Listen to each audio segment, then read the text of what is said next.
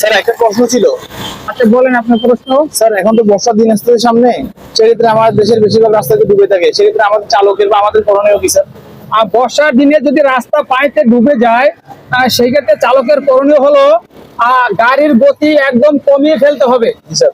এবং ওই সময়কালে আপনার ডুবন্ত কোনো ব্রিজ পার না হওয়াই ভালো।